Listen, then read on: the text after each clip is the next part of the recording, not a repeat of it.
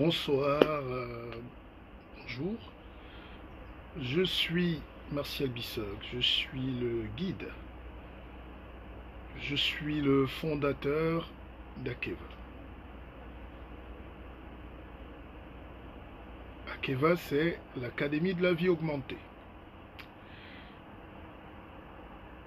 Moi, ma mission est simple. J'ai créé une école, un courant de pensée philosophique, spirituel et économique qui nous permet de parler entre nous, qui nous permet de nous occuper de nos choses, qui nous permet de discuter entre nous. Et vous me faites confiance et je vous fais également confiance, vous êtes très nombreux.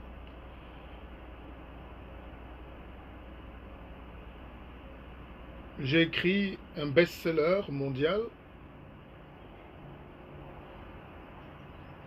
Salut Wesley Close. Mon best-seller mondial s'appelle Partir comme on est venu. Vous savez, les Africains ne vendent jamais 100 000 livres, 10 000 livres. Moi, j'ai dit c'est 1 million de livres. Berlin Djongan, le jeune docteur enseignant. Bonjour mon petit frère. Il faut qu'on ait de l'ambition, il faut qu'on fasse nos choses. Parce que nous, c'est les autres qui nous donnent les Goncourt, c'est les autres qui nous donnent les prix littéraires, c'est les autres qui signent nos diplômes, c'est les autres qui décident qu'on est intelligent. C'est les autres, c'est les autres, c'est les autres. Et la race noire est la race la plus maltraitée du monde parce qu'elle elle-même se maltraite. Donc, dans notre académie qui est la vôtre, que vous pouvez intégrer, d'ailleurs je précise que les livres arrivent cette semaine, en fin de semaine,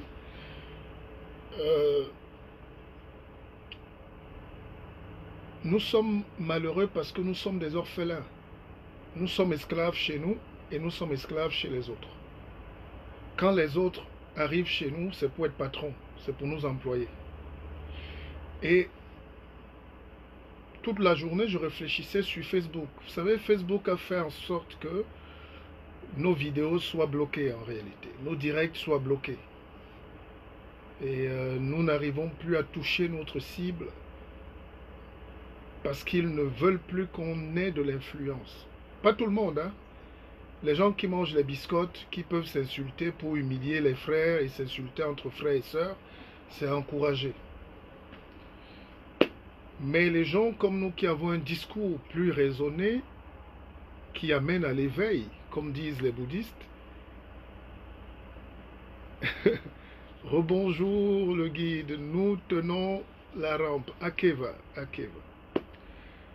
Les gens comme nous qui avons des courants de pensée, ces gens nous désactivent peu à peu. Aujourd'hui, pour être carrément en direct, j'ai payé des pages sponsorisées. J'ai mis la carte de crédit pour qu'ils arrêtent de brider. Parce que dès que je suis en direct, ils réduisent nos directs de sorte que seuls nos amis peuvent voir. Ce n'est plus ouvert au public, c'est juste une petite poignée. Alors tu as beau crier, les veines sortent. Mais c'est comme ça. Mais au lieu de se plaindre, il faut qu'on se batte. C'est pour ça qu'on écrit des livres. C'est pour ça qu'on fait des choses. C'est pour ça qu'on avance. Parce que personne ne viendra jamais nous sauver. Un diva de Londres. Merci à vous tous. Et on en parlera plus quand les livres vont arriver là. Mais c'est un moment très difficile pour moi. Mais il faudra remercier beaucoup des Camerounais, dont vous tous. Christophe Tapa. Si Christophe Tapa est en direct des États-Unis, qu'il fasse au moins son coucou parce que c'est un Camerounais exceptionnel. Vous êtes nombreux comme ça. Akeva à vous tous, merci. Alors, vous allez me poser des questions, on va répondre. Ceux qui veulent faire le direct, prennent le direct avec moi pour échanger. Nous sommes en famille. Israël Malang. Bongbang Lemeunou. C'est pas parce que tu es le bras droit de Samuel Eto'o que tu vas t'amuser avec le guide. Si je te pointe du doigt, je peux te rendre en fourmi. Junju Kalaba, Bonjour, bonjour princesse. Partageons, on va passer de bons moments. Et si on a le temps, je vous expliquerai, pas en détail, hein, mais comment gérer votre emploi du temps. Il y a la loi de Murphy, la loi de Pareto, la loi de... Vous ne connaissez pas toutes ces lois, c'est des choses qui sont importantes pour vous. C'est des choses importantes pour nous. La vie n'est pas facile, mes frères. La vie est une bataille. Et si vous êtes orphelin sur cette terre, si vous êtes encore seul, si vous avez cette couleur de peau, si vous avez tous les complexes aussi là, si vous avez 5 siècles d'esclavage dans les fesses, vous allez toujours vous décourager et toujours être dernier. Il faut qu'on se mette ensemble. Il faut qu'on crée des valeurs. Il faut qu'on s'encourage. Il faut qu'on... J'aime le métissage, évidemment, mais il faut qu'on apprenne à se donner de la place. Il faut... L'unité est très forte.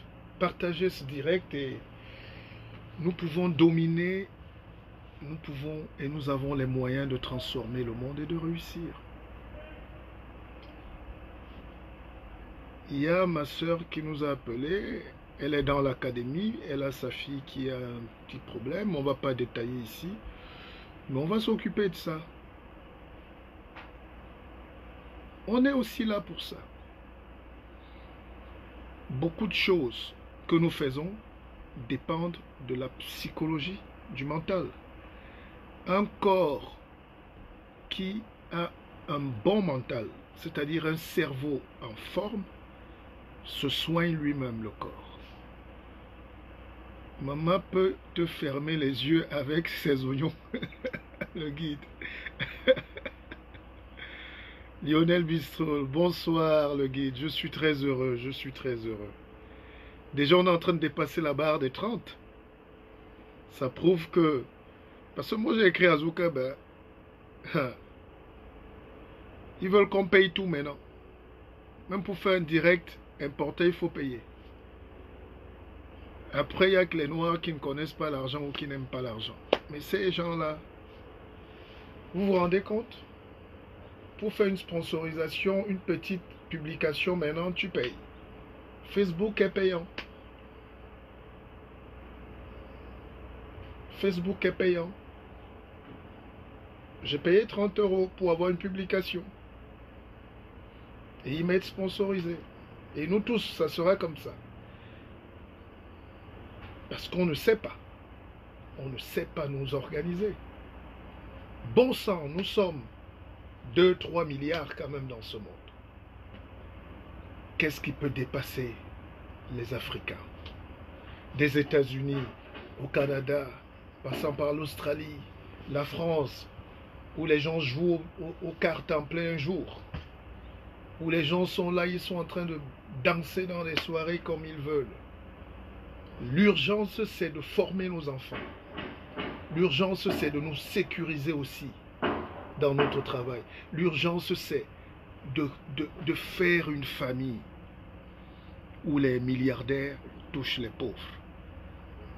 Chez nous, quand un noir réussit, dit « Ah, moi je ne marche plus avec les noirs, dis donc. Mon frère, tu ne seras jamais blanc. » Wesley Close, qui lui crut? Non, j'explique à nos frères. Facebook est devenu payant.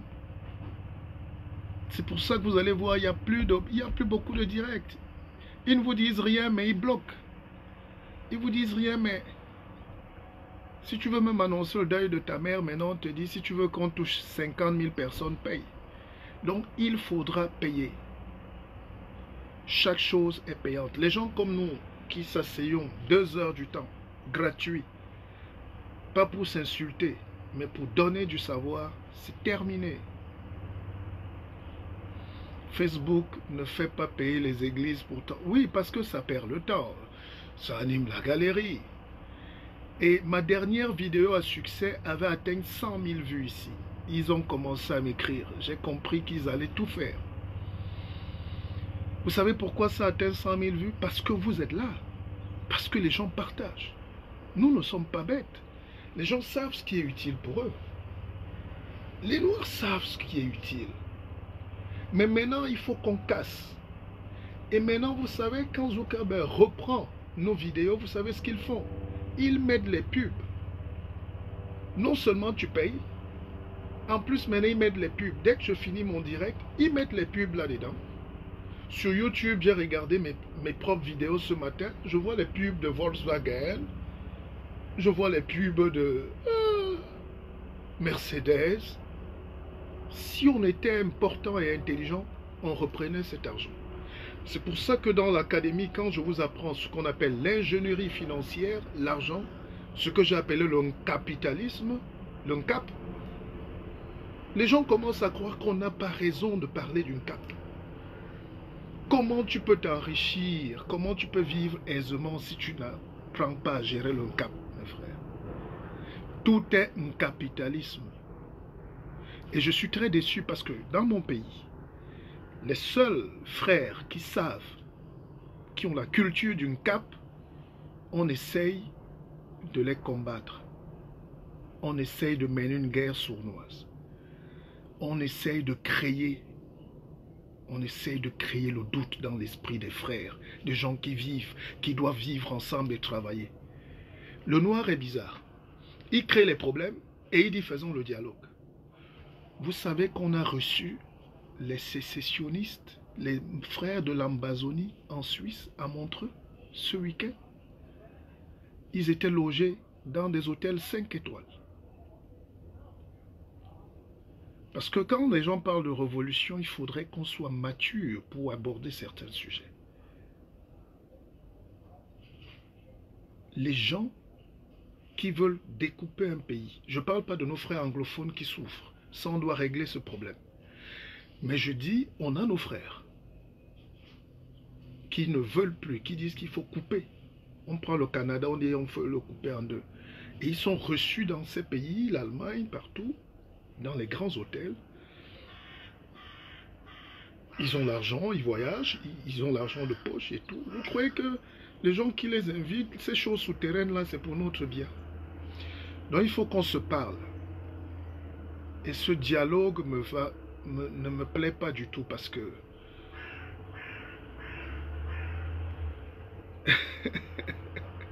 mais le cap, c'est la guerre. Et comme disait quelqu'un, si l'argent ne fait pas le bonheur, hein, rendez-nous, remettez-nous ça. L'esclave n'a pas le droit à l'argent. L'argent, c'est pour les dieux.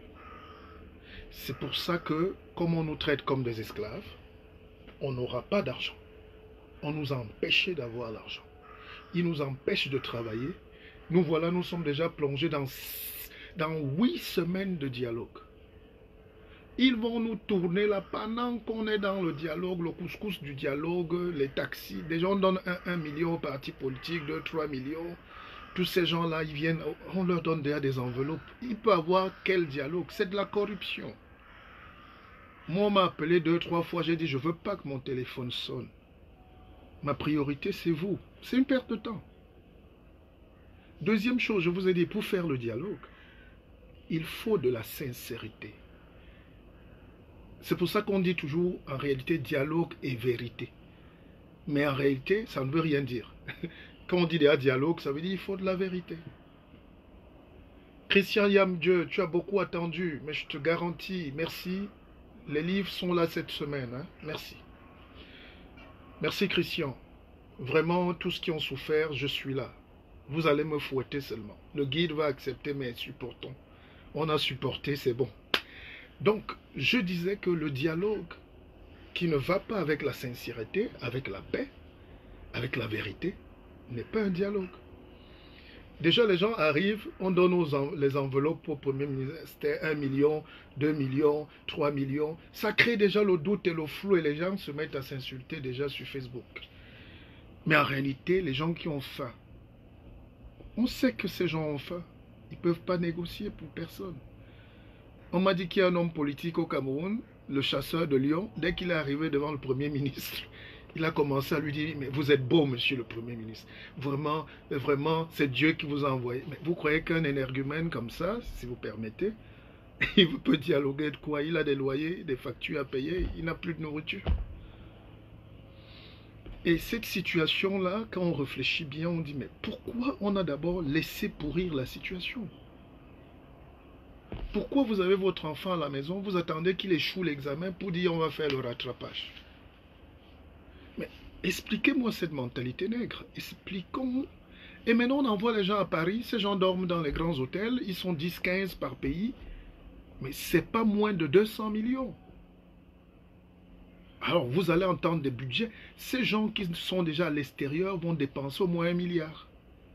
J'ai vu des gars à Paris avec les petites et ils font des photos, ils sont venus dialoguer. Mais vous dialoguez avec qui? La solution, c'est que l'urgence, c'est de réconcilier les frères et sœurs qui sont en train de mourir là-bas, d'aller sur le terrain. L'urgence, c'est d'ouvrir l'école, mais avec l'apaisement, pas les menaces. On ne menace pas les gens brimés. Et troisième chose, moi j'avais déjà dit ici, on n'a pas le droit d'arrêter Kamto. On n'a pas le droit d'arrêter. Enfin, l'État doit exister. Je ne suis pas contre l'État. Je ne suis pas un opposant. Parce que chez nous, soit tu es opposant, soit tu n'es pas opposant. Soit tu es ceci, soit tu es ceci. Moi, je vous fédère. Nous sommes un seul peuple. Alors, vu le contexte économique, parce que même les Blancs ici, avant de faire quelque chose, ça s'appelle la stratégie de guerre. On étudie d'abord les données. Les spécialistes de l'économie devaient dire à Paul Biya, terre à terre, comme Monsieur le Président, arrêtez Kamto n'est pas un problème. On peut même aller le prendre même à Baham la nuit si vous voulez. Mais ce n'est pas urgent. Parce que l'urgence, c'est l'économie. Or, si on arrête un leader, parce qu'il est deuxième quand même à l'élection présidentielle, c'est-à-dire, après le président Biya, c'est Kamto. On ne fait jamais ça dans un pays. Alors que tous nos diplômés là, ces gens qui gueulent trop là, viennent nous expliquer. Maintenant, c'est ça le dialogue. Les gens devaient donc présenter au président Biya que voilà la carte économique du Cameroun. On a le Bayamselam ici. On n'a pas l'économie. Et cette petite économie si est fragile parce qu'il y a la corruption, il y a le manque de devises, il y a voilà, le vieillissement des industries, il y a la rareté des finances, il y a le FMI qui nous tape dessus. Si on arrête Maurice Kamto, ça va nous plonger dans l'indice de crise économique. Les IDE, je parle terre à terre, donc investissements directs étrangers vont chuter. Aucun homme d'affaires ne peut venir mettre ses milliards dans un pays où on a arrêté le numéro 2 à l'élection présidentielle. Aucun. La preuve, depuis octobre de l'année passée jusqu'à présent, moi j'ai consulté, il n'y a aucun investisseur. On a regardé sur les fiches du ministère des Affaires étrangères, le ministère de l'économie. Il n'y a aucune entreprise créée au Cameroun. Non, non, non. Donc, voilà, ce n'est pas un problème émotif. Le noir est émotif. C'est-à-dire, nous, on n'aime pas Kamto. Nous, on n'aime pas ceci. En réalité, les vrais gens vous disent, on dit au chef de l'État, Fomongota, je ne serai pas d'accord avec vous, mon cher compatriote. Je veux intervenir pour échanger. Ben, je te prends, il n'y a pas de souci. J'étais juste en train de poser le débat. Je dis sincèrement, quand on regarde l'indice, on regarde la déstabilisation du pays. Parce que, maintenant, Kamto en prison, est-ce que la situation économique s'est arrangée? Non. Est-ce que l'image du Cameroun à l'étranger s'est arrangée? Non. Est-ce que la coterie du Cameroun auprès des bourses et des institutions ne s'est pas dévaluée, détériorée? Oui. Maintenant, à ça, vous ajoutez Ayok Tabé et tous les leaders sécessionnistes. Évidemment, ceux qui prennent les armes, vraiment, on laisse l'État avancer. Je suis patriote aussi. Mais je dis, les leaders comme Cécé Sékou ou Ayuk, Bibichi Mancho, on devrait dans le désir d'apaisement. Vous savez, il n'y a que les nègres qui sont gonflés les muscles, on n'est pas d'accord, allez les arrêter. Mais maintenant, pour assumer sur le terrain, les conséquences sont dramatiques. Le capital confiance et bien Maliga, Mais tu as vu, hein, on est déjà à plus de 100 vues, on va aller à 1000 vues ce soir. Le capital confiance que le Cameroun est en train de perdre. Et entre les Camerounais, même déjà, il y a une méfiance. Moi, je vois, les gens se méfient déjà. On ne vous dit pas ça, les gens n'ont pas le courage, mais les gens, mes frères Bamileke se méfient déjà de mes frères Bolo. Mes frères Betty se méfient déjà de mes frères Bamileke. Les gens du Nord aussi, ne croyez pas que quand on arrête un gars comme Mamadou Mota, ne regardez pas les Gandoura qui défilent à la CRTV. Le vrai peuple, les gens qui souffrent, les gens qui n'ont pas de lumière et pas d'eau au Nord, c'est eux les Mamadou Mota. Et ces gens-là, ils ne peuvent pas peut-être parler parce qu'ils n'ont pas accès même au Facebook, à la télé et tout. Vous croyez qu'ils sont analphabètes, mais si vous fendez leur cœur, vous allez voir la haine qui se dégage. Donc dans, dans, on n'insulte pas Corinne J, hein, s'il te plaît, ne nous insultons pas. Dans un désir d'apaisement, ça s'appelle un devoir républicain du retour à l'ordre républicain. L'ordre républicain, ça ne veut pas dire prendre les fusils. L'ordre républicain, ça veut dire regardons-nous en face pour sauver les économies. Qu'est-ce qui est important dans le pays? C'est la paix. Et qu'est-ce qui fait la paix? C'est l'économie. Qu'est-ce qui fait tourner l'économie? C'est les hommes. Les déplacés qu'il y a là, vous croyez que quand quelqu'un se déplace avec son matelas sur la tête, il va à Yaoundé, habiter chez un cousin, qui lui-même est vigile quelque part. Ils sont à 20 dans une chambre. Vous croyez que c'est parce qu'on a fait du dialogue qu'il y a le retour? Non, ils ont tout perdu. Est-ce que vous avez compris ça? Alors, Fomongota me dit qu'il n'est pas d'accord. Moi, j'aime bien les Camerounais. Vous savez, pendant 20 ans, j'ai créé le débat politique. C'est pour ça qu'il faut parfois qu'on laisse les spécialistes de ces choses parler de temps en temps. C'est nous les spécialistes de la science politique. C'est nous qui mettons. Bonsoir. Bonsoir, mon cher frère. Bonsoir. Bonsoir. Bonsoir. Je suis ravi qu'on puisse échanger aujourd'hui parce que ta façon de parler est une dimension haute pour élever tout le Camerounais. Mais nous avons un problème politique et social dans notre pays. Et nous avons un problème où il faudrait qu'on informe mieux les Camerounais à comprendre qu'est-ce qui ne va pas. Parce que le problème au Cameroun se situe au début, en 2016. Nous partons de novembre, lorsqu'il y a les revendications des avocats et des enseignants. Je suis en direct, en une chaîne de radio, je dis, au lieu que l'État soigne les blessures, il soigne toujours la gangrène. Mais personne n'a pris en considération ce que j'ai dit à cette époque. On s'est dit, Fomongota bavade toujours, on n'en a rien à foutre, tu peux bavader comme d'habitude. Et lorsque nous sommes allés à la veille de l'élection, j'ai appelé toute l'opposition, elle a dit, regardons comment ça brûle au sud-ouest et au nord-ouest. Ce n'est pas le fait d'aller à une élection qui va avantager le peuple de ce côté. J'ai eu la réponse du professeur Kamto, si je gagne, j'arrange ce problème. Cabral Libri, pareil, si je gagne, je connais la solution. C'était tout le monde. Mais je les ai fait comprendre que nous sommes dans une veille d'élection populiste parce que, et les nous allons 7 millions de Camerounais inscrits sur ces listes électorales.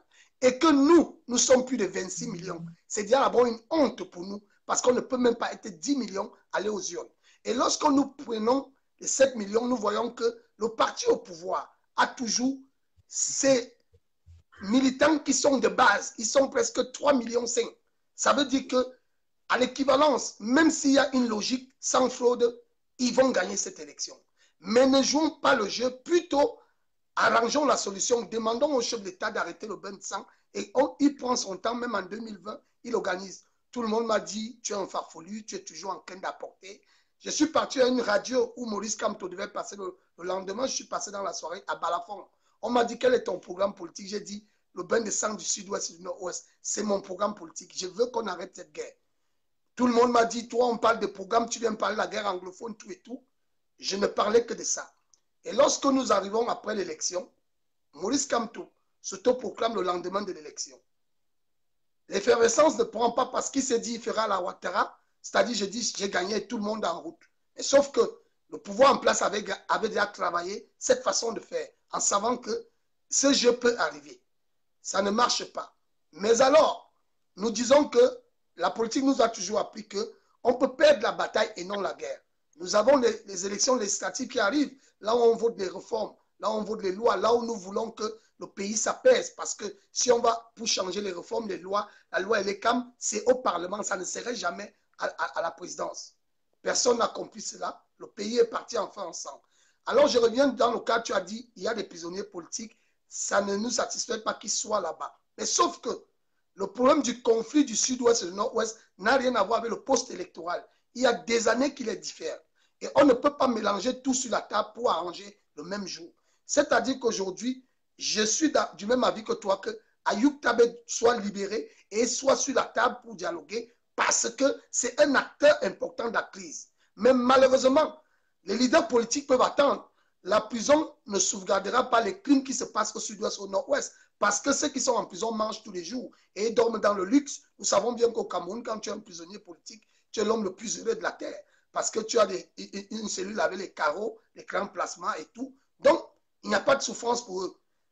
Ce sont les prisonniers de droit commun qui souffrent. Alors pour moi aujourd'hui, dialoguer avec les gens du sud-ouest et du nord-ouest, c'est impératif.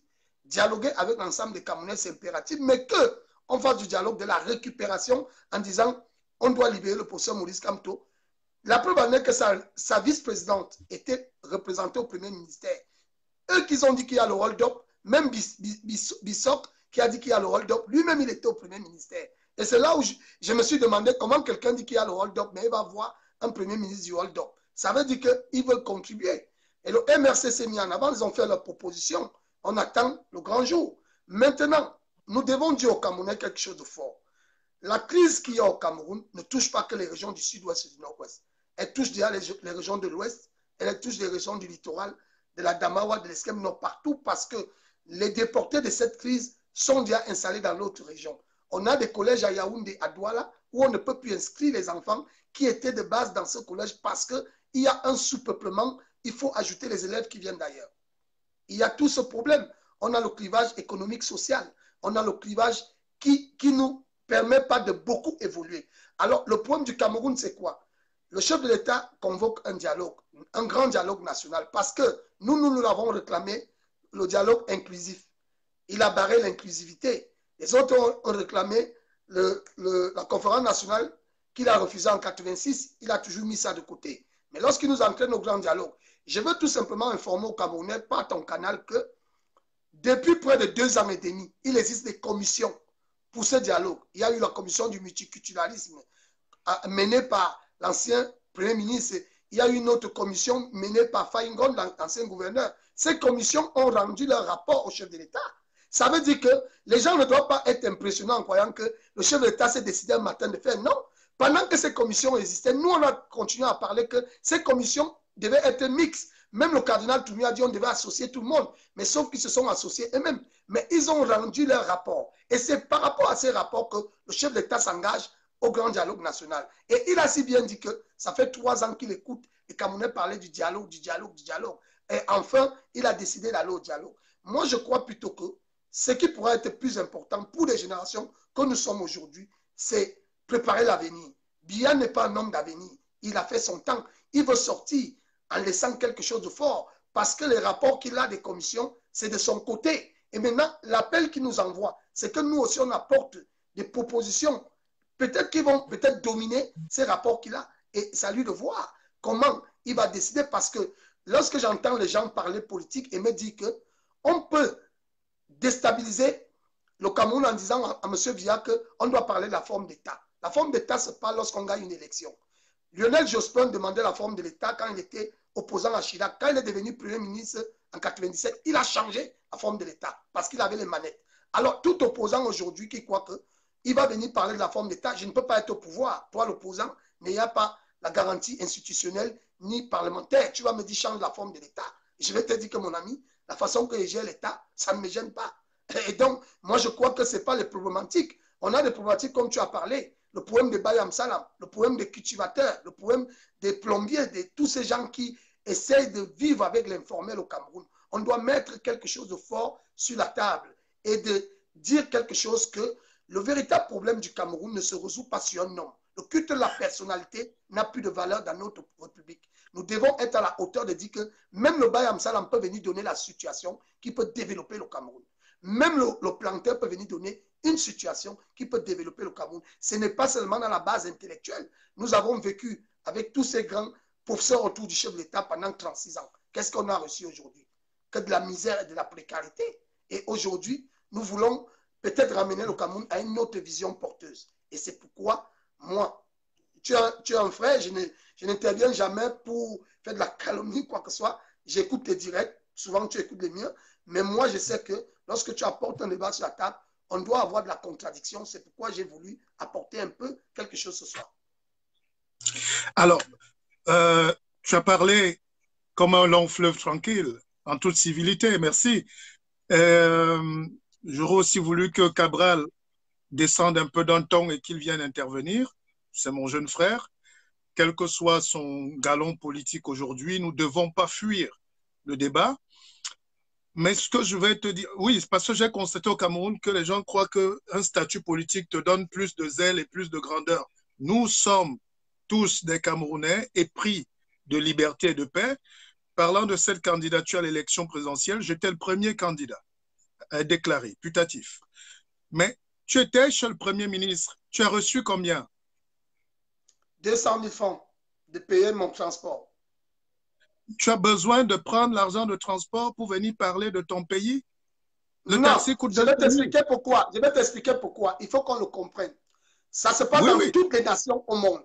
En France, lorsqu'on invite les politiciens à l'Élysée, on les paye le transport. Le transport est une dîme nationale. Ça n'a rien à voir avec l'argent. On a discuté avec le Premier ministre pendant 3 heures de temps. On s'est retrouvé que certains venaient de la Damawa, de l'extrême nord. D'autres venaient même du côté anglophone. Il se faisait tard. Le Premier ministre a dit, ceux qui viennent de loin, vous allez payer une chambre d'hôtel. Ceux qui sont de la ville vont se payer leur transport. Il n'a pas dit, c'était un argent. Il a bien dit, je vous ai retenu tard dans la nuit. Le professeur Koumvono venait de la Damawa. Il y avait des gens qui venaient de partout. Le problème, c'est que le dialogue veut dire vérité. Il y a eu des gens qui ont eu 200 000, toi tu es honnête, d'autres qui ont eu 1 million, d'autres qui ont eu 3 millions et d'autres qui ont... Ce flou-là, ça commence déjà par ça s'appelle en anglais bribery. C'est la corruption. Il y a une corruption. Je suis du même avis que toi, sauf que on nous a reçus en catégorie. Il y a des gens qui ont été reçus individuellement et d'autres reçus politiquement. Je ne te demande pas d'intervenir là-dessus. Je ne te fais pas le procès. Je ne suis pas... Non, tu peux me faire un procès, je suis honnête. Je ne peux pas cacher, c'est la première fois de l'histoire politique. Ça fait 10 ans que je suis politicien au Cameroun et c'est la première fois que je touche une somme de... Avant de continuer le développement, je voulais juste dire que c'est très particulier, mais la politique ne va pas avec cette insidieuse manière de corrompre et de réduire les petits esprits, les grands esprits en de petits esprits. C'est très vicieux. Vous prenez ça en tant qu'argent de transport, mais dans la lecture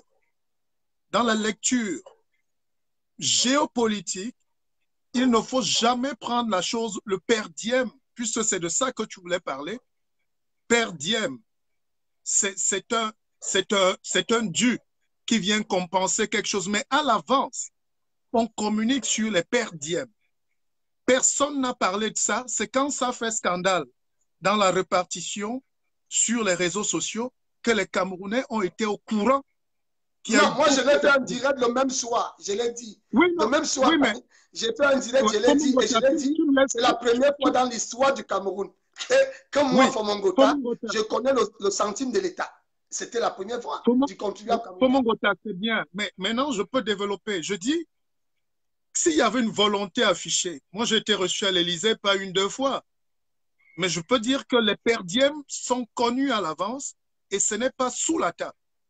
Cette manière de gérer au Cameroun, qu'on a l'habitude dans les cachotteries, les petites négociations, le favoritisme, les flatteries, c'est déjà ça qu'on appelle la corruption. Et nos frères anglophones, s'il faut le dire ainsi, n'aiment pas ces choses-là. Dans un pays normal, on n'aime pas ça. Sur quelle base on peut déclarer que toi, tu es à Yaoundé? Tu peux bien habiter en Balmayo.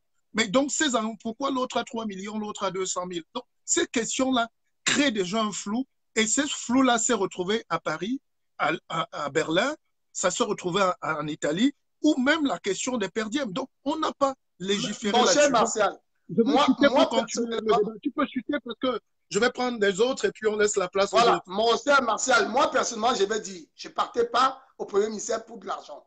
Et ça arrivait qu'on me dise que Monsieur Fomo, vous devez prendre votre argent de transport. Et je l'ai touché, je ne vais pas mâcher mes mots. Et tout simplement, ce que je veux faire comprendre aux Camerounais, nous n'étions pas un dialogue, c'était une consultation. Et cette consultation se retrouvait tard dans la nuit. Je compatis pour ceux qui viennent. Les autres étaient reçus à 8 h du matin et ils avaient 3 millions pour certains.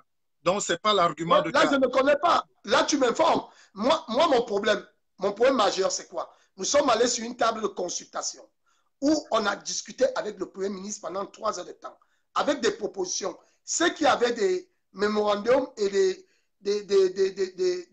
des rapports ont remis au Premier ministre.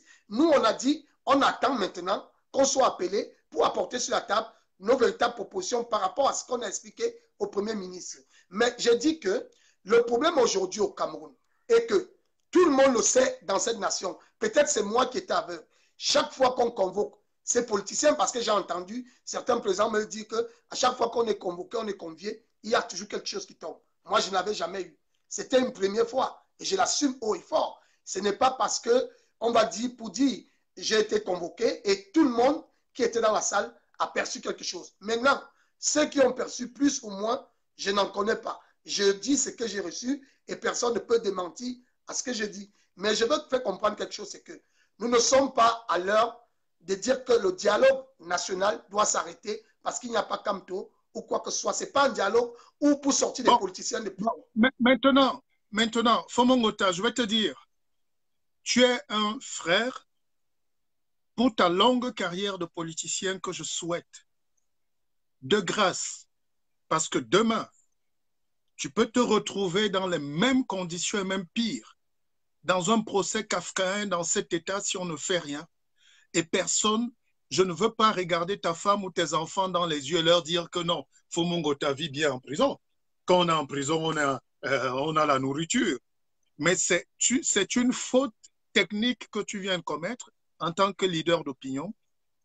Par solidarité d'humanisme, je te conseille de revoir ta position, peut-être pas tout de suite, mais du fond de ton cœur, jamais ne dis plus ça.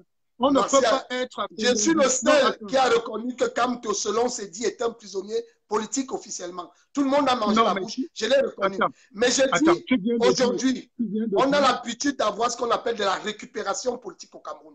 On ne peut pas nous déstabiliser quelque chose qui peut conduire toute une nation dans le bonheur pour dire qu'on doit attendre une personne. C'est ça le problème.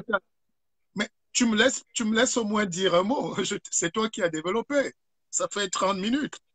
Alors, j'étais juste en train, si tu permets, de te dire que, humainement, c'est pour ça que c'est dur de faire la politique au Cameroun. On ne sait pas de quel camp et de quel bord politique les gens sont. Moi, je suis un humaniste. Je suis un homme qui a des valeurs plus portées vers l'humanisme. Je suis de gauche, si on va dire, si ce courant existe au Cameroun. Alors, je suis un sociodémocrate. On ne peut pas, quand des gens sont embastillés, qui plus ou moins des personnalités, des confrères, des compatriotes d'une haute valeur, on ne peut pas se réjouir de leur malheur. Non, je ne me suis pas réjoui. Je ne me suis pas du tout réjoui. Personne ne peut dire que Kondengui est bien pour un homme politique parce qu'on mange bien ou il y a les carreaux là-bas. Non, tu l'as dit, c'est enregistré. Je t'ai expliqué pourquoi. Je t'ai dit que dans les régions anglophones, que ce soit au sud-ouest, au nord-ouest, à chaque 5 minutes, on viole les enfants. On viole les petites filles de 15 ans. Il est prioritaire pour nous d'arrêter ce viol, d'arrêter ces crimes, ces bains de sang que tout le monde a accepté d'aller aux urnes. Parce que c'est facile de me condamner aujourd'hui. Tous ces individus ont accepté les urnes. Ils ont dit, on s'en fout de la crise pour le moment, nous on va aux élections. On a fait les campagnes sur 8 régions en abandonnant 2. Et ce n'est pas aujourd'hui qu'on va dire que les régions sont plus importantes que déjà, parce que les gens sont en prison. Fomongota, tu te contredis. Tu as dit que tu voulais bien. Tu as dit que l'élection présidentielle, Biya allait gagner. donc ça ne vaut pas la peine. Mais après, tu dis il y a les législatives à préparer, mais avec le même code électoral, le même ELECAM, des mamans, j'ai une tata là qui a déjà près de 100 ans. Là. Elle est membre, présidente même de l'ELECAM.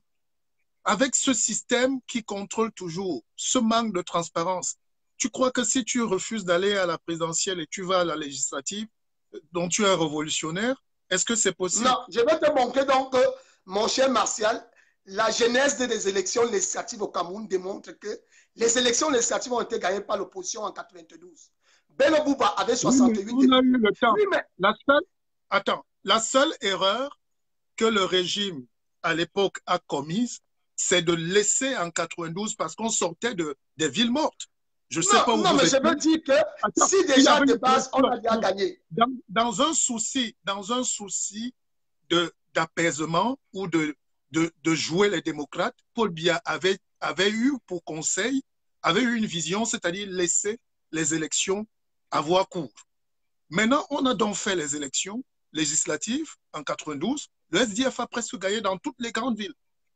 Et le président Biya a piqué une colère forte. Et Emma Basile a été dépêché au palais de l'unité à 7 h du matin parce qu'il avait dit au président ce jour-là, ou la veille, Monsieur le Président, n'ouvrez pas la démocratie à ces gens-là. Si vous cédez... Martial, en 1992... Depuis là, le système s'est recroquevillé et depuis 1992, le président a dit qu'il ne va plus jamais céder. Et c'est le même système qu'il y a en 2019, en 2020, et je ne crois pas en quelqu'un qui veut dire qu'il peut gagner tant que le système n'a pas bougé. Donc le dialogue peut aussi servir à ça. Et on ne peut pas donc faire ce dialogue sans des figures majeures. Maurice Kamto est la deuxième figure politique du Cameroun actuellement. Il faut quand même le reconnaître. Non, il n'est pas... Non, Martial. Il faudrait qu'on éduque les Camerounais. On parle en politique des forces politiques au Parlement et non à une élection présidentielle. L'élection présidentielle ne fait pas de vous une force politique. C'est le nombre de parlementaires.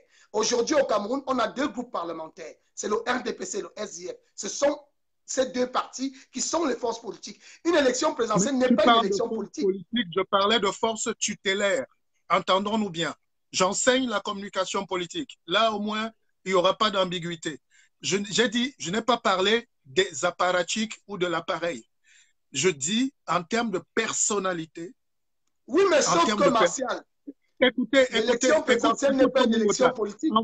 En France, où tu as vécu, où tu vis, enfin où tu as vécu, depuis l'élection, la dernière élection présidentielle, quand on parle des groupes à l'Assemblée, c'est autre chose. Parce que Marine Le Pen arrive souvent deuxième, mais elle n'est pas représentée parce qu'il y a la loi de la proportionnalité à l'Assemblée nationale française qui fait qu'elle n'est pas souvent sous-représentée alors qu'elle est populaire.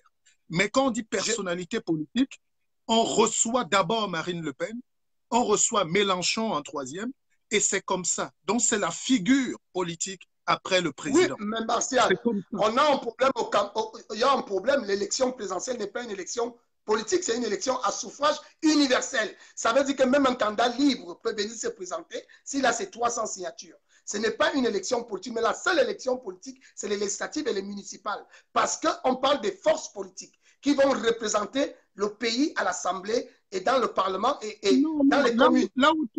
Là où tu te trompes, de toutes les manières, évoluons dans le débat. Voilà. Et je veux dire quelque chose aux Camerounais. Je veux dire, parce que tout le monde en parle. Je serai peut-être l'homme politique qui viendra vous dire j'ai touché 200 000. Je l'assume. C'est la difficulté avec les autres. Personne d'autre ne vous parlera d'un centime. Parce que moi, Fomongota, je suis clair. Je ne mâche pas les mots. Je ne meurs pas dans le clou. Si j'avais touché 1 million, je vous aurais dit j'ai pris 1 million. Et j'ai dit c'était la première fois. C'est pourquoi j'ai appelé tout mon bureau politique national et j'ai partagé. J'ai dit c'est la première fois qu'on a eu un gain venant de l'État, que chacun puisse s'assurer quelque chose. Vivez bien avec l'argent du contribuable. Merci pour le texte. C'est normal, Martial. Il y a un problème qui se passe dans notre pays. Pas. Alors, je ne te condamne pas. Les gens qui nous suivent sont en train de me condamner et dire des choses. Moi, je ne peux que dire la vérité et je mourrai dans ma vérité. Parce que quand je fais quelque chose, si un jour, je vais signer un accord avec le RDPC, je ne manquerai pas de dire ça aux Camerounais. Parce que c'est même les enjeux politiques. Il faut savoir dire que je peux négocier avec le diable si j'ai une C'est de ta position favorable. responsabilité. De toutes les manières, au Cameroun, personne n'est clair en politique là-bas. Ce flou-là, tu peux voir Ekindi embrasser, Ekana Anissé, tu ne comprends pas qui l'a envoyé, tu ne comprends plus qui est avec Joshua aussi, Cabral. Tout ça est mélangé, c'est pour ça qu'on n'avance pas en politique. Alors moi, je te disais, avant qu'on ne se sépare, que l'idée qu'on a quand on parle de réconciliation, c'est de taire nos chapelles politiques, c'est de grandir un peu mentalement. Tout ce que tu as énuméré là, c'est les problèmes que tous nos petits frères, même de l'université ou de l'école primaire, peuvent évoquer. C'est-à-dire la haine de l'autre, tel a fait que, tel a fait que. Nous ne sommes pas des huissiers pour les constats. Un dialogue, ça veut dire on fait table rase. Et c'est là où moi j'attends le président Biya, qu'on fasse table rase. Parce que si vous ne mettez pas ce mot-là, table rase, pour bâtir un nouvel idéal d'un pays qui est en train de renaître, on aura toujours les mêmes problèmes. Par exemple, le tribalisme. Quand vous mettez Kamto en prison, Kamto n'est pas, attention, il n'est pas le candidat d'un village. Mais tu ne peux pas empêcher que les gens de la région de l'Ouest, en majorité, se sentent très frustrés parce que derrière, on va coller ça à... Il y a le tribalisme au Cameroun, Fomongota. Et quand nous parlons... Attends, je vais développer, je te laisse. Quand nous parlons, nous oublions que les gens souffrent dans leur chair parce qu'ils sont discriminés, parce qu'ils ont des origines lointaines ou avérées avec une partie du pays ou pas. Si vous le niez, on ne peut pas avancer dans le débat. Cette question de tribalisme doit être mise à plat. Cette question de l'exclusion et de la réforme de l'État doit être mise à plat. Il ne faut pas trop bavarder. Non, je ne suis pas d'accord, Martial. Essayons d'être logiques. On parle de réforme de l'État en politique lorsqu'on gagne une élection. Tu ne peux pas refonder quelque chose lorsque tu n'as pas de pouvoir. Qu'est-ce que tu vas faire? Pouvoir législatif, tu n'as pas. Pouvoir de décision ou institutionnel, tu n'as pas. Tu vas refonder quoi? Tu ne peux pas dire à quelqu'un qui gouverne partout en Afrique, refonde-moi l'État. Ou partout, il va te dire que, de quelle base? Non, Macron a dit... Macron a dit quelque chose de fort. Non, ne confonds pas Fomongota, tu confonds les concepts. Quand tu es dans l'action politique, le déroulé du gouvernement, ça s'appelle l'applicabilité d'un programme politique. On n'est pas là dans ce cas. Personne, actuellement, sur le RDP... On parle de la réforme. La réforme, c'est de modifier le système qui est mis en place par celui qui gouverne. Non, mais c'est une réflexion. Non, on est dans le dialogue. Vous allez alors débattre de quoi? Non, Martial, on n'est pas encore dans le dialogue. Nous sommes tombés dans le mauvais jeu du dialogue. Parce que certaines personnes sont amenées leur mémoire. Alors que tu dois dialoguer, la consultation n'est pas un dialogue. C'est ce que j'expliquais à beaucoup de gens. Vous ramenez vos mémoires, vous remettez au Premier ministre. S'il finit de lire ça, dans la salle, tu vas encore l'expliquer quoi? Nous, on est parti parler de bouche sans pouvoir apporter quelque chose. La consultation, c'est un pré-dialogue. Ne jouons pas avec. Oui, mais là, la consultation, on ne doit pas dire le fond de sa pensée. Le Premier ministre a fait venir les gens pour s'enquérir de la situation et on va faire ce qu'on appelle le conducteur.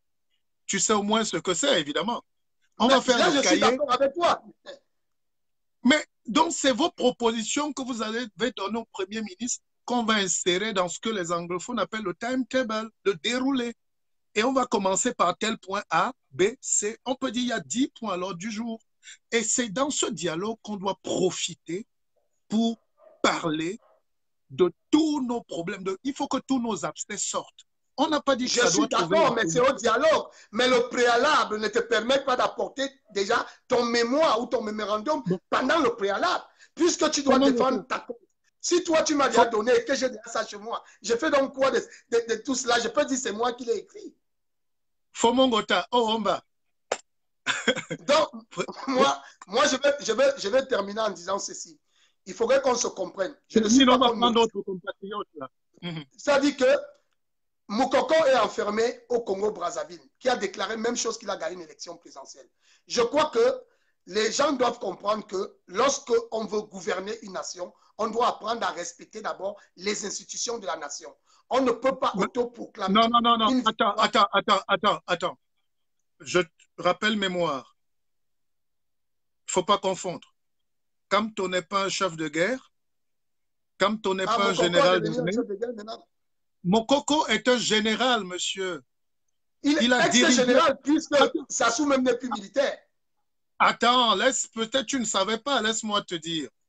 Non, le général Mokoko est un général d'armée qui s'est mis en opposition et il a affronté l'armée.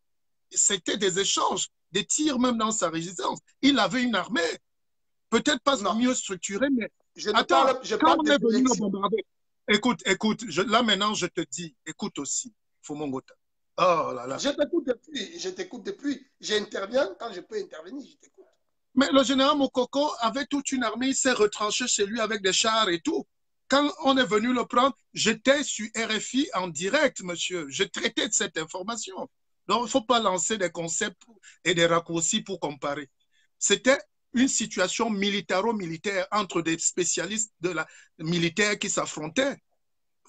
Et puis, il y a eu résilience parce qu'il a été vaincu. Si Mokoko avait résisté de sa résidence, il partait au palais. Hein. Je connais. As-tu déjà été à Brazzaville? Non. Si j'ai été une fois à Brazzaville. Non, laissons ce côté. Tu ne peux pas mélanger. Le président. Non, Martial, c'est que moi, j'aimerais dire, pour citer, parce qu'il faut qu'on se comprenne.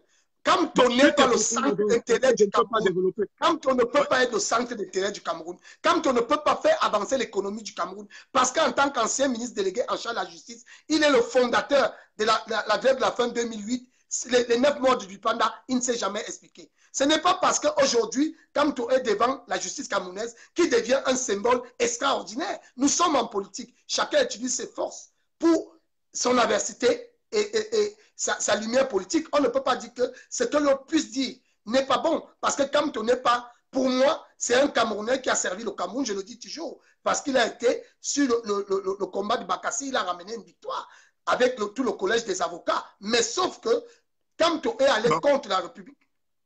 Bon, Fumongota, on peut... Bon, je te laisse à tout à l'heure. Reviens-moi tout à l'heure, si tu peux, mais libérons un peu. Non, tu as pris 1 heure, là. Ok, non, mais je donne, il n'y a pas de souci. Non, tu laisses le soir à quelqu'un d'autre pour équilibrer, et puis tu reviens. Alors, chers frères, vous comprenez pourquoi nous ne... pas. Voilà le prototype de problème qui bloque le Cameroun. Ne nous insultons pas, hein, on est des frères. Il a eu le courage d'intervenir. L'antenne est libre. Celui qui veut intervenir peut intervenir, mais doucement. Alors, les gens ne comprennent pas le mal-être qu'il y a au Cameroun.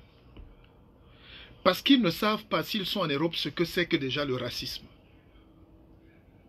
Vous avez déjà vu, ici en Europe, vous êtes le meilleur. Vous allez à un poste et on vous regarde d'abord, on prend tout le monde, même les vigiles, et on laisse le docteur parce que vous êtes noir. C'est ce que Thuram a dit la dernière fois. Et celui qui n'a pas expérimenté le racisme ne peut pas connaître ce qu'on appelle le tribalisme. Et ce sentiment de tribalisme est tellement poussé au Cameroun et est accentué par les politiques que nous avons menées pendant longtemps, que les gens ont une rage. Les gens ont une rage dans le cœur. Ils sont brimés dans les villages. Ils sont brimés dans les villes. Parce qu'ils n'ont pas accès à la République. La République appartient à quelques-uns. Et ce dialogue-là doit permettre qu'on coupe cette tête-là, ce tigre-là, ce mauvais serpent, pour qu'on laisse un nouveau Cameroun germer. La tribu, c'est le racisme le plus idiot de la terre. Parce qu'on vous dit que les gens de cette région ne seront jamais présidents. Les gens du Nord ne peuvent jamais être premiers au CUS. On vous dit les gens, les pygmées de l'Est, alors, eux ne doivent même pas venir faire un concours. Les Bassa aiment les problèmes et la guerre. Eux, alors, ils ne seront jamais sous-préfets. Voilà des choses qu'on ne déclare pas officiellement. Ce n'est pas écrit. Mais c'est sournois et c'est très vicieux puisque ça sape l'équilibre national. Ça sape le vivre ensemble. Regardez comment un frère comme Fumongota, on lui dit qu'il faut qu'on libère les Camerounais leaders pour qu'ils participent au grand débat Il dit non. Canton n'est pas le centre d'intérêt du Cameroun. Donc, viscéralement, il veut qu'on exclue une des meilleures têtes africaines sur un débat intellectuel qui doit porter. Et où est donc la grandeur? Je pense que la grandeur, il y a l'idée de résilience et du pardon. Quand on dit le pardon, moi je ne veux même pas toucher les notions de droit parce que le plus fort a toujours les manettes des amendements et les manettes du droit. Maintenant, élevons notre pensée même au niveau de la spiritualité. Si on veut un Cameroun neuf sans tricherie, parce que ce qui se passe là, les Camerounais ne savent pas, mais ce qui est en train de se passer, c'est l'indépendance du Cameroun. Vous ne voyez pas, vous voyez seulement Paul Biya là sur place, mais vous ne voyez pas les forces hégémoniques. Vous ne voyez pas les forces de la colonie qu'il y a derrière.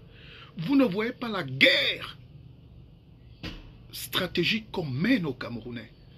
Parce que le Cameroun, c'est le centre de l'Afrique. Le Cameroun a toutes les têtes et toutes les richesses. Il faut faire en sorte qu'il y ait le désespoir. Il faut que les enfants fuient. Il faut que... Et maintenant, si on fausse ce dialogue, parce qu'il doit être annonciateur d'un nouveau pays qui doit renaître, et c'est là où des gens disent, non, on a des petits problèmes de personnes. Quand on n'est pas indispensable. Monsieur, vous avez le meilleur juriste camerounais. Ou l'un des meilleurs. Mettons l'un des meilleurs, pour qu'on ne me tue pas.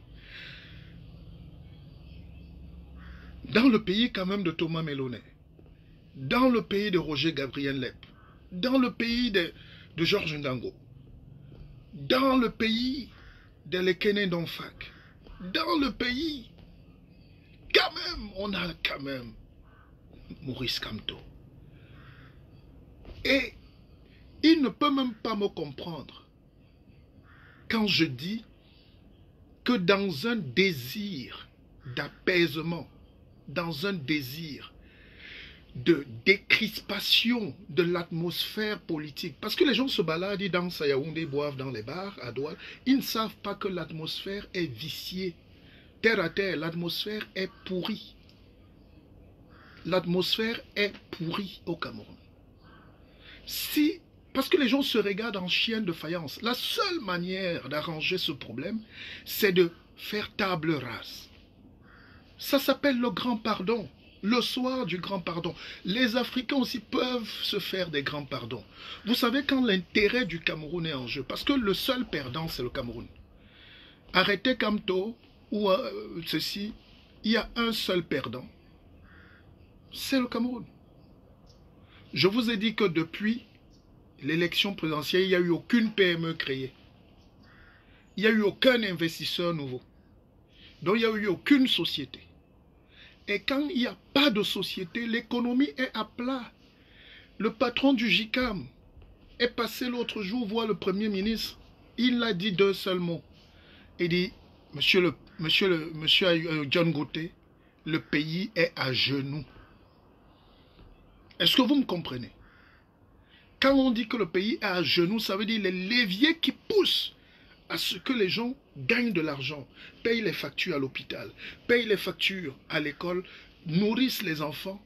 Tout ça ne marche plus.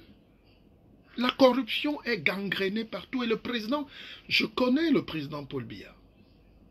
Si lui-même est venu faire ce discours, c'est parce qu'il sait que le pays est à terre. On n'arrive même pas à payer les fonctionnaires. Et je vous dis, d'ici décembre, vous allez entendre. À moins que le FMI nous remette encore une enveloppe et que les ministres reprennent pour acheter les maisons et les 4x4 et 400 vestes et 1000 chaussures. Voilà l'état de délabrement de notre pays aujourd'hui. Donc, pour régler donc la question politique, il faut être d'une grandeur exceptionnelle.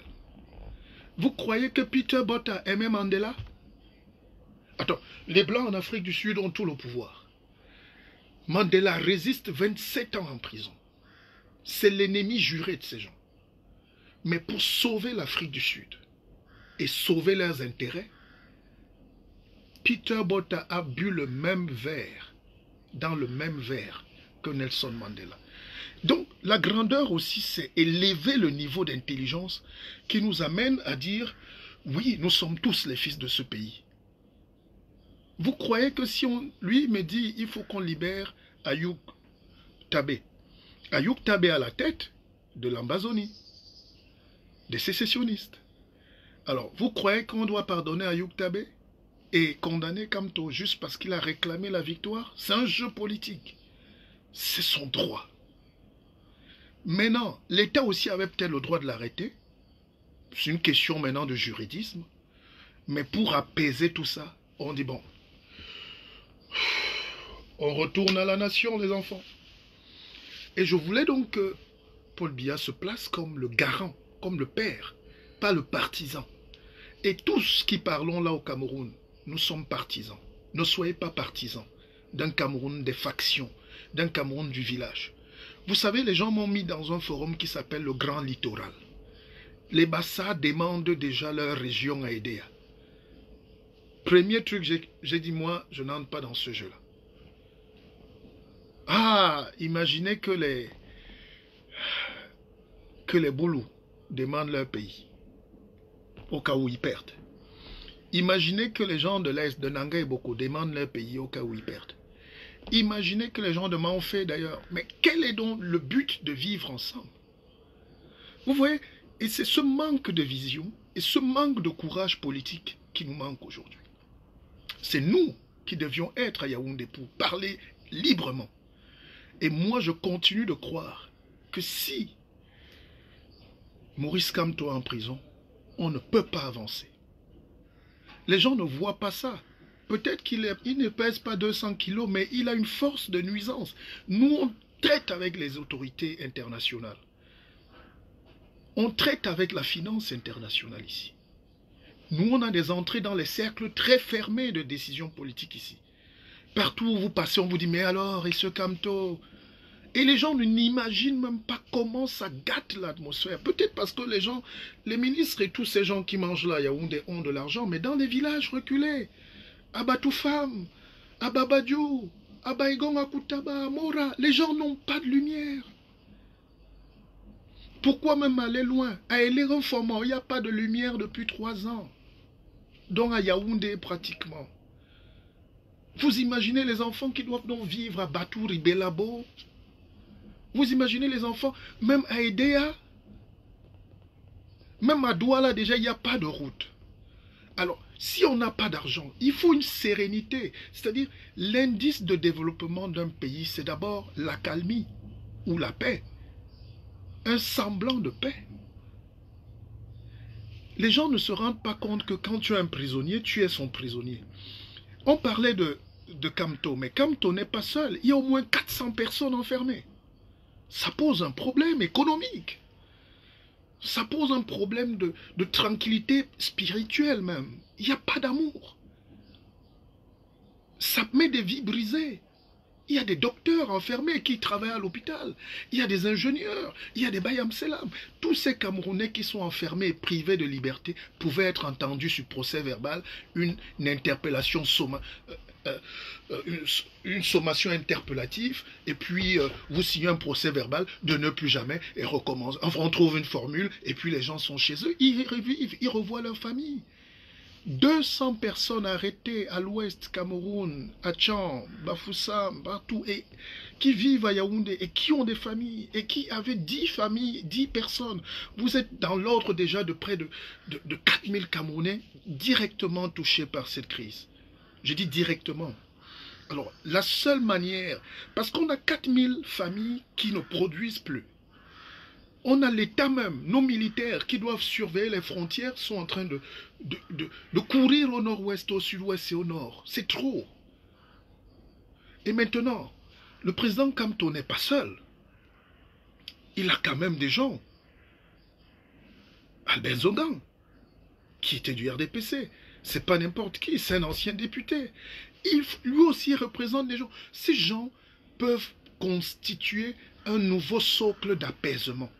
Quelqu'un qui sort de prison est un homme neuf, mais brisé. Et là où il m'a choqué, le frère, tout à l'heure, c'est quand il a dit qu'on peut dormir en prison. Est-ce qu'on peut... Vraiment, ces gars vivent bien, ils ont les carreaux. La prison, être privé de la liberté. Je n'osais jamais, j'ai jamais cru que j'entendrais ce genre de propos venant d'un jeune. Et ce système n'est même pas seulement pour Kamto. Valsero qui est avec le président Kamto, les gens ne se rendent pas compte. Le père de Valsero est un membre influent du RDPC. Le père de Valsero est un Nyamoro. Le père de Valsero, c'est parmi les fondateurs du parti et surtout à Yaoundé. Il connaît le président. Le père de Valsero, pour ceux qui ne connaissent pas, mange à la table du président. Mais ça n'a pas empêché qu'on prenne son fils. Ça n'a pas empêché qu'il soit embastillé. Donc ce régime, à un moment, a été tellement dur. Et aujourd'hui, on demande à cet État aussi de reculer. On n'est pas là en train de faire le procès, mais si on veut le pardon, parce que ça ne peut pas se décrisper, mes frères et sœurs. Les divisions sont encore plus fortes, sont encore plus dures, sont encore plus... Les divisions... Je parlais de Valsero, ce n'est pas un inconnu. Serval Abbé est un enfant du système. Son père est l'un des décideurs, je pense même au comité central. Et vous croyez que ce papa-là, même s'il mange avec ses amis, vous croyez qu'il est content de voir son fils? Valsero est ingénieur, beaucoup ne le savent pas. C'est un ingénieur de poste et télécommunications. Et son crime, c'est juste d'avoir élevé la voix. C'est un leader d'opinion, c'est un jeune, c'est un rappeur. Vous croyez qu'il mérite d'être embastillé et passer au tribunal militaire? Non. Non. Donc, c'est pour ça que j'appelle à cette conscience supérieure qui guide les grandes nations pour dire non, on avance. On avance. Mélenchon a fait pire que Kamto, pour ceux qui connaissent l'actualité en France. Mélenchon a attrapé même le procureur. Il a bousculé les policiers. Il a bloqué. Son procès passé, on lui a donné 3 mois avec sursis. Et puis, bon, c'est dans un désir d'apaisement. Dans un désir d'apaisement. Le levier de l'État est toujours au-dessus de la justice. Même si on dit indépendance, même si on dit quoi, il y a toujours un volet politique, surtout dans les procès politiques. Quand on dit procès politique, ça veut dire que le chef de l'État, ça veut dire que les institutions peuvent mettre la main pour arrêter ça. Après, on laisse les juristes, les éminents juristes, faire leur débat, leur analyse de point de vue. Et n'oubliez jamais que le point de vue d'un juriste, c'est toujours par rapport à la position qu'il occupe en fonction de son dossier. S'il est là pour défendre le régime, il vous dira que Kamto c'est le pire des criminels, il a fait ceci, mais s'il est aussi de l'angle qui veut la liberté, il va vous prouver que Kamto n'a fait que revendiquer ce qui est prévu par la Constitution, c'est-à-dire le droit de contester, le droit de marcher, le droit de s'exprimer. On s'exprime en marchant. Alors, deuxième erreur. Déjà, ça me montre que les Camerounais ne sont pas sans cœur, sinon il n'y aura pas de dialogue. Je vous ai dit qu'un dialogue, on ne dialogue pas avec les gens qui aiment le mensonge. On ne dialogue pas avec les gens qui ne sont pas prêts à avancer sur la paix du cœur. On est en train de parler d'un Cameroun qui doit retourner à la paix. Quand on dit dialogue, réconciliation et vérité, souvent dans les autres pays, même au Rwanda, on appelle les gens qui ont coupé les coups des gens en plein jour. On a leur nom. Les condamnés même à mort, ils ont coupé les mains, ils ont tué, violé, on libère, on dit asseyez-vous mes frères. Ce que vous avez fait là est bon. Vous n'allez plus jamais faire ça, non? Ah oui, on a fait ça parce qu'on ne mangeait pas. On avait fait ça parce qu'on nous vole notre pétrole. Oui, à partir d'aujourd'hui, on va donc repartir pour que tout le monde dans l'assiette ait un petit coquille. Que tout le monde dans l'assiette ait un peu de miel. Mais si vous excluez déjà quelqu'un qui arrive quand même deuxième à l'élection présidentielle, ça pose un problème. Et les mêmes gens qui ont dit au président Biya, oui, oh, arrêtons Kamto, oh, c'est rien, ils doivent finir en prison. Ils croyaient que c'est simple. Non, ils n'avaient pas analysé les facteurs géostratégiques, ils n'avaient pas analysé les facteurs on va dire endogène, c'est-à-dire la montée d'une résistance forte. Parce que s'il y avait le calme, si tout allait bien, on n'allait pas avoir les casses à l'ambassade. Tout ce qu'on voit là, tout ce qui est en train de se déjouer là, il n'y avait pas les leaders, il n'y avait pas les calibrés, il n'y avait pas les calibrons, il n'y avait pas les généraux Wangtou Siantou, il n'y avait pas le général, je ne sais pas, il n'existait pas il y a 1 an. On a légitimé leur combat et aujourd'hui, ils sont reçus même à l'Union européenne. Peut-être qu'ils n'ont pas la bonne manière, mais qui a finalement la bonne manière? Je vous ai dit, le seul perdant, c'est le Cameroun.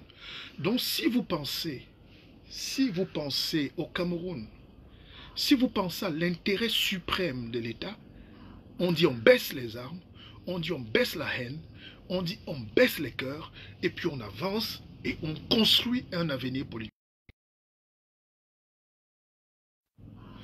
L'avenir politique aussi, c'est se dire que le président Biya n'est pas là demain. Qu'est-ce qu'on fait? On commence à mettre les bases.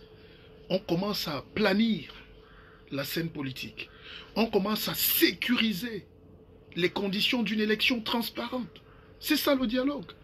Et on commence maintenant à garantir à tous les enfants camerounais bloqués ailleurs, à l'extérieur, de rentrer, la diaspora. On commence à dire à la diaspora, vous n'êtes pas des autres Camerounais, vous êtes des Camerounais. Quel que soit votre passeport, donc la double nationalité, c'est un problème important. Et puis, troisième problème, on légifère sur l'égalité des chances. C'est un mot que les Camerounais ne connaissent pas, puisqu'on est né dans l'injustice, nos parents nous ont accouchés dans le noir, on est né dans le vol, on est né dans le viol, nos mamans sont nées dans les hôpitaux où il n'y avait pas de lumière, c'est normal la souffrance, mais nos enfants, on doit leur garantir un pays sans tribalisme.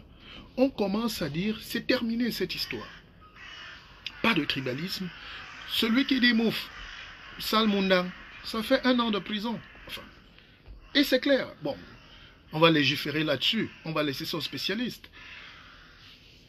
Mais, on dit celui qui insulte encore un autre Camerounais du fait de sa tribu, c'est du tribalisme. Et ça fait 1000 coups de chicotte aux fesses. Là, au moins, tout le monde comprend.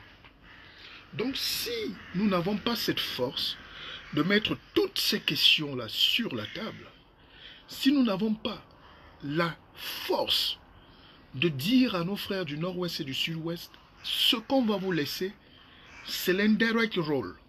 Parce que même quand on dit régionalisme, là, ça ne sonne pas bien dans leur tête. Je vous explique terre à terre. Les Anglais étaient là. Leur mode de gestion, c'était l'indirect role. C'est-à-dire, eux, ils vous laissent gérer vos choses. Vous faites votre pain là-bas, vous faites vos choses, et ils viennent vous payer juste les impôts, ils partent. Mais les Français avaient un rôle plus vicieux, c'est-à-dire le Français veut que même la banane qui entre, il prend d'abord sa part. Les salaires, ils te payent d'abord. Donc, c'était une administration plus violente et plus dure. Et c'est ça qui continue aujourd'hui. Tous les peuples du monde rêvent de liberté, qu'on enlève la cravate sur leur cou. Le cori est trop fort. Et quand il y a le cori sur le cou de quelqu'un, les yeux commencent à tourner, si même le couteau il te met dans le ventre. Et c'est ce qui est arrivé. Donc on peut parler de légitime défense de ces peuples. Nos frères du Nord-Ouest et du Sud-Ouest, nos frères du Nord-Ouest et du Sud-Ouest se sont sentis humiliés par la République, exclus par la République. Et deuxième chose, on va parler de représentativité. Oh, pour aller au dialogue, il faut aimer la vérité, mes frères. Les gens ne sont pas prêts à la vérité. Regarde, même derrière les 3 millions, les 1 million, les gars cachaient déjà. On dit aux gens, vous avez eu l'argent? Non. Et puis, heureusement qu'on ne cache plus rien. Les gens, et puis, les Camerounais n'allaient même pas être au courant que les gens ont touché de l'argent. Juste pour aller causer avec le Premier ministre, lui donner 2 feuilles. 3 millions. 3 millions, c'est exactement ce qui manque dans nos hôpitaux. J'ai un frère, un ami à Douala hier qui a perdu sa femme. Non, qui a perdu le bébé à l'hôpital. Il manquait de spécialistes à l'hôpital. Il manquait de médicaments à l'hôpital. Il manquait de l'amour à l'hôpital. Cet ami s'appelle Alex Yewe. Alex Yewe, c'est pas n'importe qui. Ça veut dire que si ça touche même l'élite, nous tous on est victimes dans ce pays. Alex Yewe, c'est l'élite. Parce que si c'était encore une petite femme à Bilongue ou une petite femme à Yokadouma, on peut dire que ouais, elle n'avait pas de moyens. Ce n'est pas un problème de moyens. Maintenant, c'est un problème que même à l'hôpital, le personnel médical est désespéré. Il n'y a même pas d'alcool, même à l'hôpital général de Douala. Et même quand tu as payé, il faut encore supplier. C'est ces choses qu'on doit mettre dans le dialogue national. Parce que vous ne savez pas, mais ça touche. Ça touche. La considération qu'on a pour un enfant de son pays. Vous savez, quand on arrive, parce qu'on reproche aux Camerounais de prendre des passeports, mais vous savez, quand vous arrivez quelque part, vous arrivez en Suisse, vous êtes citoyen suisse, vous sortez votre passeport suisse, même si le policier est le dernier des racistes, parce que vous êtes citoyen, il vous doit du respect.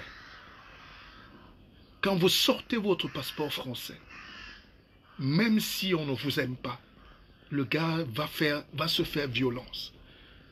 Donc nous devons respecter nos frères.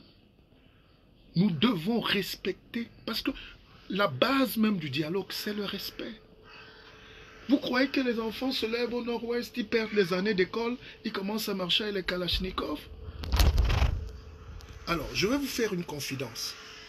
Nos frères du nord-ouest, nos frères du nord, parce qu'on ne les entend pas beaucoup parler, mais il y a deux régions qui souffrent aussi le plus au Cameroun, on les oublie, l'Est et l'extrême nord. Le député de l'extrême nord a fait un discours hier qui a donné la chair de poule. Les mêmes, parce que si c'était Mamadou Mota, il sera en prison, mais comme lui il est député et du RDPC, il a parlé. Il a dit Maroua a plus d'1 million d'habitants. Il y a 2 députés. Maroua a, on ne les connaît pas, on ne peut pas compter, mais l'extrême nord, ils sont très nombreux. Ils sont peut-être 10 millions.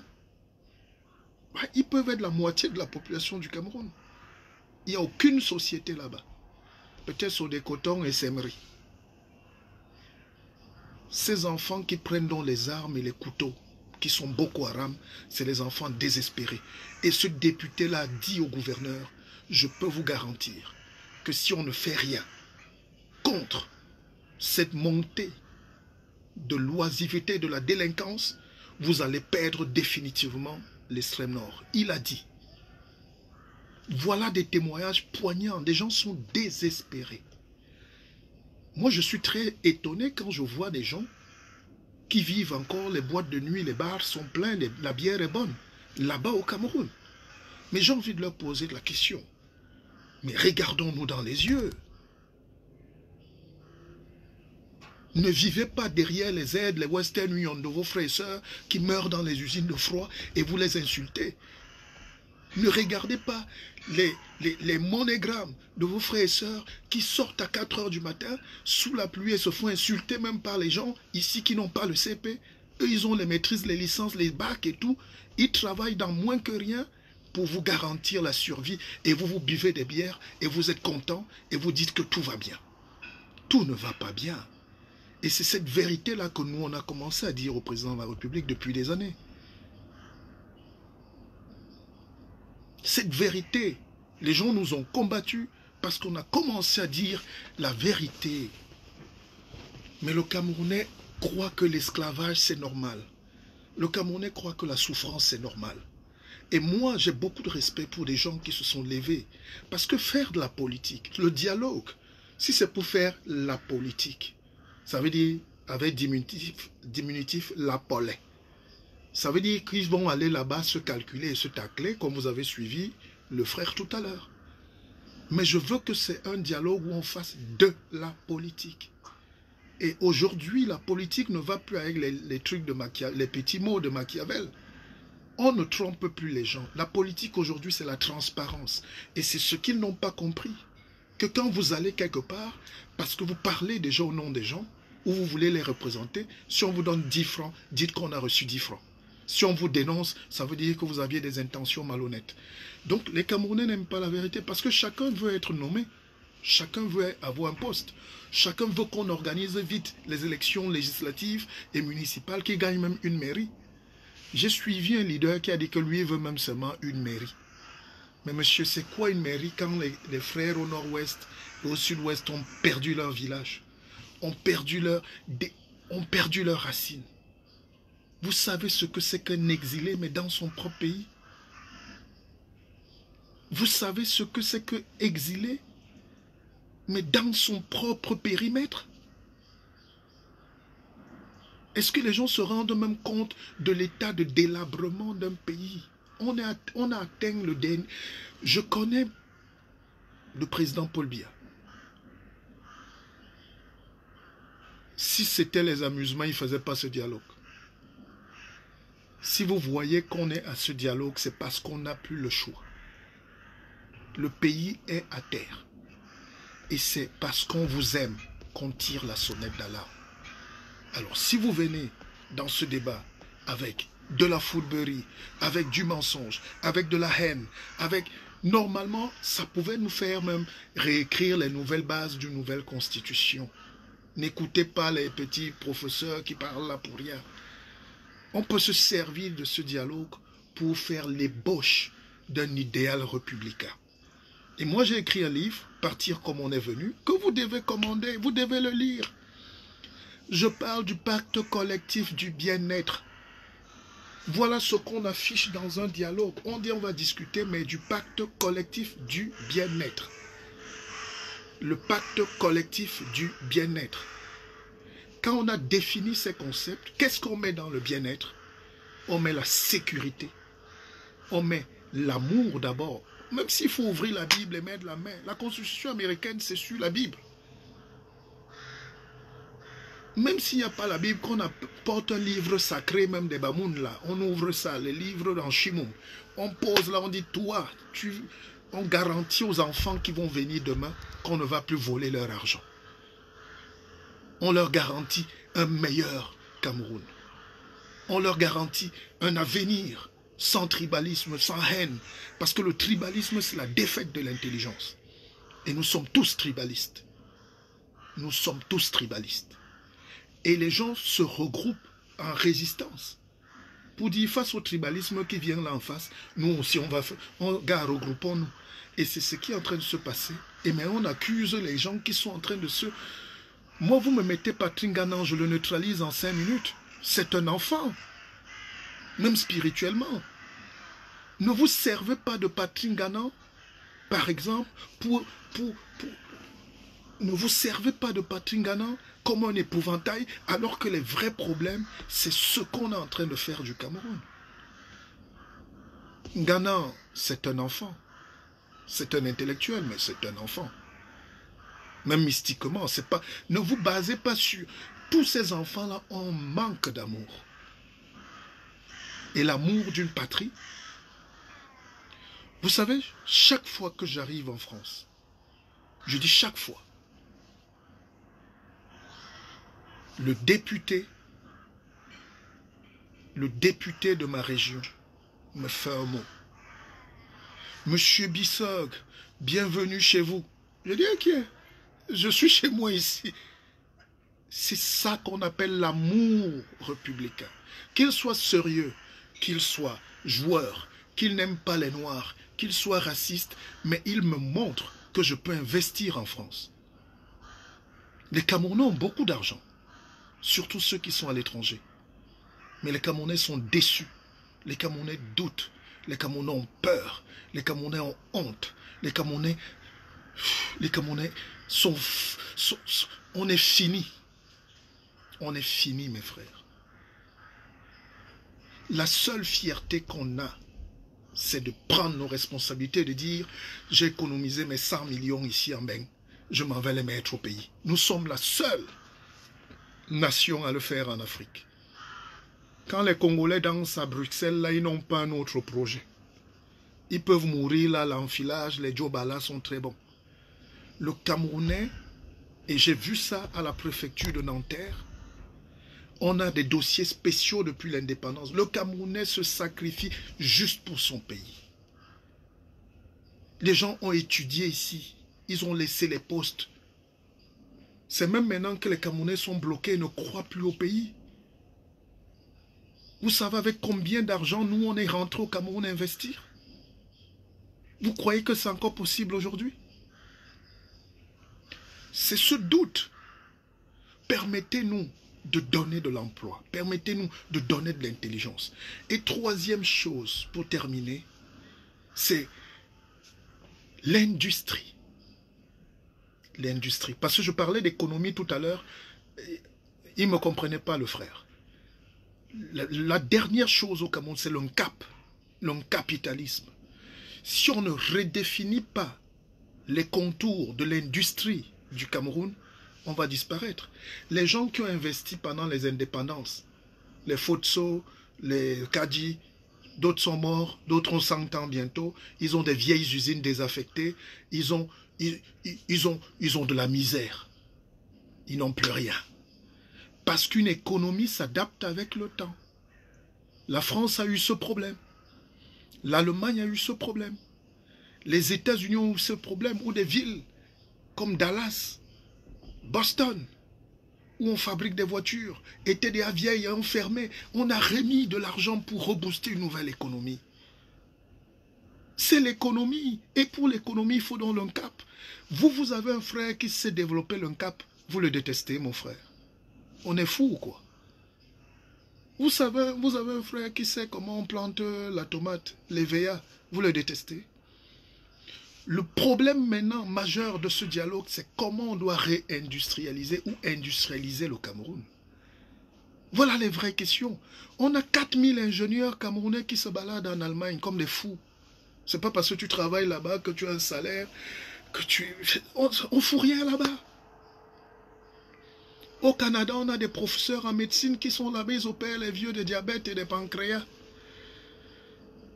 C'est chez eux qu'ils veulent exister. Mais vous nous empêchez de réaliser ce rêve camerounais. Et le rêve camerounais, c'est la science. Parce que celui qui a la science a Dieu.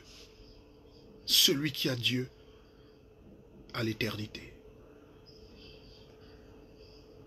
On tourne là avec les vieilles personnes qui ne comprennent rien. Les Kindia et les barbes jaunies. Un polytechnicien brillant qui ne sert à rien.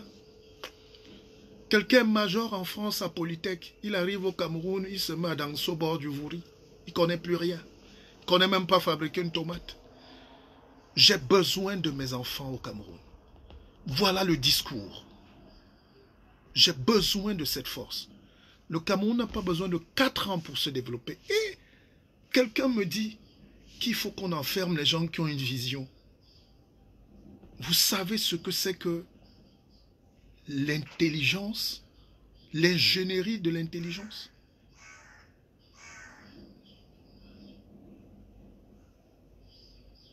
Vous savez ce que c'est que l'ingénierie de l'intelligence?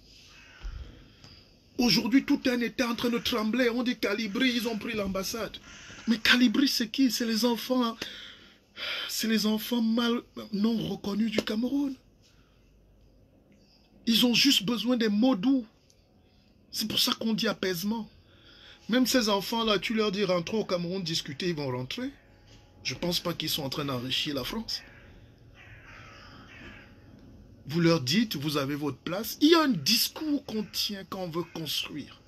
Il y a un discours qu'on tient quand on veut détruire. Et je pense que beaucoup de Camerounais sont dans la logique de détruire. Ils ne nous disent pas la vérité. C'est pour ça que notre départ les arrange. Même dans nos familles, quand on part, on laisse nos maisons, nos terrains. Ça les arrange. Ça arrange les cousins feignants. Ça arrange les oncles aigris et jaloux. Et même au niveau du gouvernement, c'est pareil. Ces gens-là éliminent leurs frères. On a des frères préfets en France. On a des frères ingénieurs au Canada. On a des frères docteurs en Allemagne. Vous croyez que ces gens-là ne sont pas heureux à construire leur pays? Vous voulez construire le Cameroun avec qui? Et puis, troisième chose, la main sur le cœur. Aimons-nous, mes frères. Aimons-nous. Je n'entends pas ce discours-là.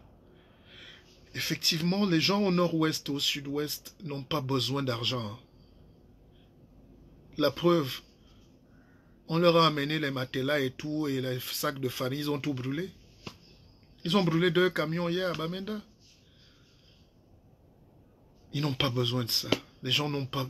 C'est pas ça. Les gens ont besoin d'un nouveau type de management. Les gens ont besoin qu'on ne les méprise plus. Ça fait 60 ans qu'on est méprisé. Ça fait 100 ans qu'on est sous domination. La liberté du Cameroun est devant nous et demain. Et le dialogue peut être les prémices de la naissance d'un nouveau Cameroun. C'était mon discours. Aimons-nous mes frères. Pour terminer, j'ai créé une académie qui s'appelle Akeva, l'Académie de la vie augmentée. En attendant qu'on ait ce pays de miel et de rêve, venez, on crée quelque chose. Si vous voyez la philosophie, les lycées, les ceci, les universités des autres aujourd'hui, c'est à partir de l'idée de Socrate. C'est à partir de l'idée de Platon qui a étudié chez Socrate et Aristote qui a étudié chez Platon. C'est Aristote qui a créé les lycées.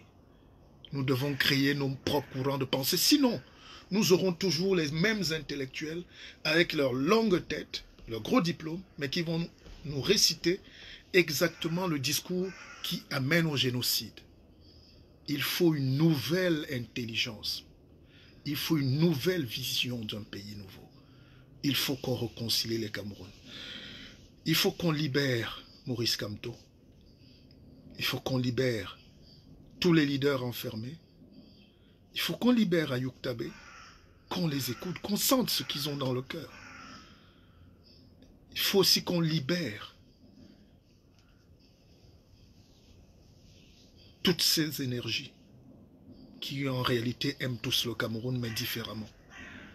Et c'est le cadeau que Paul Biya peut faire à la nation camerounaise et dire aussi à tous les Camerounais, en plein jour, les conditions de sa retraite longue et méritée et paisible. Akeva, j'ai écrit un livre qui s'appelle « Partir comme on est venu ». Écrivez mon inbox et commandez-le. C'est un best-seller. C'est le mien, c'est le vôtre. Je vous aime. Merci de votre gratitude. Akeva.